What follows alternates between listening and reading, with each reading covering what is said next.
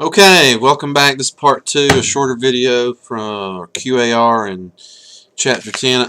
I was running out of time there. And I could make these videos longer than 15 minutes on YouTube, but in terms of buffering and space and download time, it is easier to keep it shorter. Let's look at author and you question. I think that we started discussing that. But let's look at the question that they have in terms of an author and you question. And I think that we looked at this at the last part of the video, first video. Why do you think it's important for us to understand that Brennan had no close friends? What significance do you think it will play in the novel? Think about what also that question is asking them to do. It's asking them to do some prediction. And we're going to get into the idea of how prediction helps foster comprehension. In a way, it's a formative assessment to see if people are kind of on track with where they're going with the information. But let's look at the paragraph. Passage 4. He had no really close friends, no girl, just himself. It was strange, but he didn't seem to make connection with other kids. Last year, for most of the year, he had been close to a boy named Carl, and he guessed Carl had been his best friend. But Carl didn't run, and Brennan did, and after a time they just drifted apart and sort of stopped calling each other, and that was that. Wow, that sounds like a way a lot of relationships kind of fizzle out as well, huh? See, prior knowledge. So in other words, there's information in that passage that would lend you to form some ideas as to why he doesn't have friends. But then you also have to determine from your own experiences how might that be significant. Maybe some of you have had friendships like this and they fizzle out and you feel like there's no one out there that truly understands you because you don't possess the exact same interests. Well, I can tell you from my own experience, I've never met anyone that had exact 100% alignment with the same interests as me. I mean, my wife and I, we have in certain columns and categories, we have 100% match, and then others where it's a stretch. But we embrace that difference and the diversity, and you talk about relationships in terms of yin and yang. What your strength may be in a relationship may be the other's weaknesses, and vice versa. So, if you think about these types of questions, and I don't want to draw a clear-cut delineation between this and Bloom's taxonomy, but certainly when we talk about author and you and think and search, and then making the connection from questions that are like on your own, that's certainly much more higher on the Bloom scale, like with evaluation, or if you have to synthesize not just ideas of the story, but synthesizing and meshing those ideas with ideas that you have previously held, and maybe it challenges or changes some of your assumptions, right? That's what I was getting at in class when I was saying knowledge is transient, knowledge is fluid. Your concept of knowledge hopefully has changed since you've been in the MED program in a relatively short amount of time. So there you go on that. Alright, in the discussion board I'll ask you to form some QAR questions that are relevant to the Cask of Amontillado. A couple of ideas that I wanted to also point in chapter 10. This idea of when we talk about toolbox, and I use that phrase all the time, and it's, I don't see it as anything wrong. It is an overused metaphor. And it's kind of mentioned there on the bottom of 255. A common metaphor is that readers acquire a toolbox full of different strategies, and you can think about the reading comprehension strategies. Again, shamelessly plugging the toolbox. However, from this perspective, the strategies or tools that are used by the reader are outside of the reader.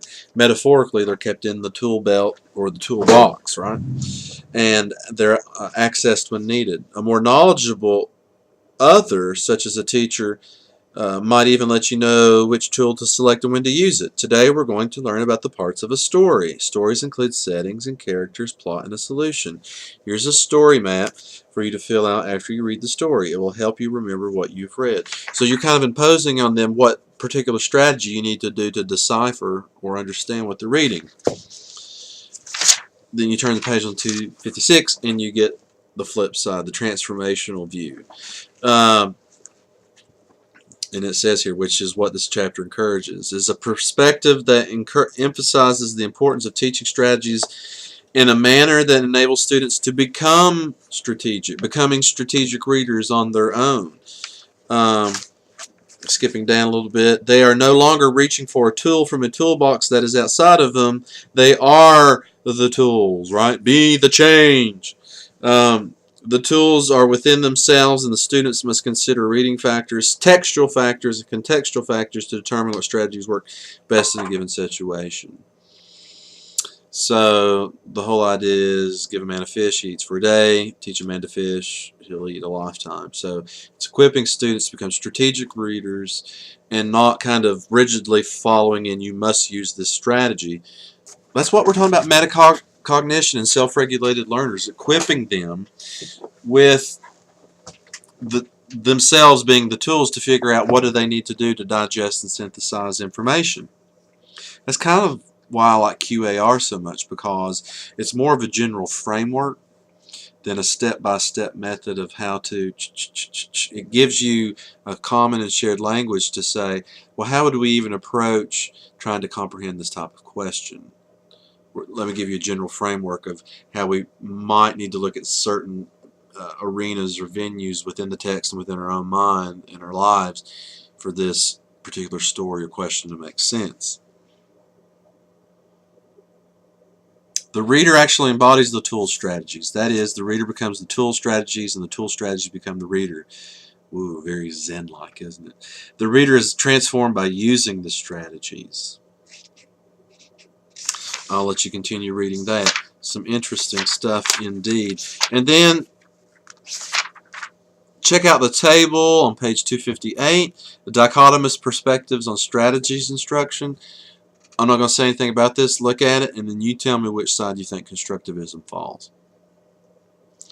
And then also think about our conversation of the dichotomy between socio-psycholinguistics and word recognition view.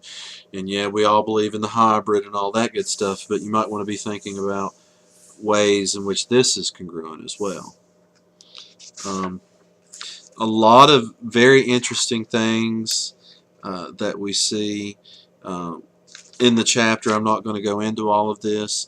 I do want to mention, and then I'm going to stop the video, page 260, about creating a safe environment, allowing students to take risks in venturing out and trying possible answers. And we're also still talking about comprehension, right? But this is true about writing as well, and I can get to this later when we talk about writing. But if you feel that you're doing your students a disservice by not grading every single mistake and error, again, you may be dying in the wrong ditches. I think you have to be selective in the errors. I'm not saying to turn a blind eye and be permissive and let mistakes continue to happen. But in any given assignment, you need to have a focus on what you're looking at. You can simply overwhelm students with errors and drip their paper red from the ink where you, in your opinion, have assiduously brought them back to task. But what you may end up doing, which is often the case, is that you take the risk-taking element out of class, and guess what students do then? They play it safe. And in writing, they revert back to simpler syntax and form. They'll use vocabulary that they're very comfortable with. They're not willing to try new forms of vocabulary. So what have we gained in that? It's kind of like, the scripture of what does it profit a man to gain the whole fortune and to lose his own soul? So what does it profit to have an error-free composition, but the difficulty index is stunted, or they've actually reverted back to a simpler process? This happens all the time with language learners as well, because the teachers feel like it's their duty to correct every single thing with everything that's turned in for that moment. You've got to look, you've got to be strategic, you've got to be selective, And you have to have a focus. You may say, I'll be only looking at subject-verb agreement, or this, that, or the other. Okay, so with that little soapbox piece, I want you to look at page 260 and what it says about safe environment. This is very, very important. Creating a safe environment means creating a space in which it is okay to be uncertain or wrong. And in fact, it is celebrated when students say, I don't get it, or I'm confused. The teacher's response in a safe space would be, wonderful, Owen, I'm so glad you were able to recognize when your reading doesn't make sense. That shows you are a good reader because you know when the text doesn't make sense. What didn't make sense to you? In these classrooms, the teacher creates a safe space where students can openly discuss what they don't understand.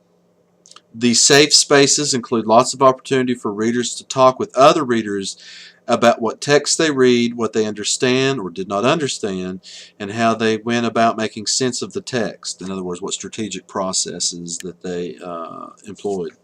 Teachers in these classrooms are not asking comprehension questions or noting who understood and who did not.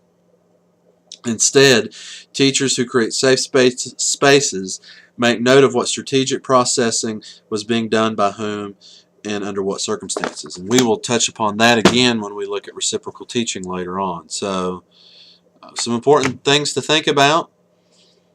I'm going to stop the video now so that we won't have to buffer it again. All right. See you all on the discussion boards.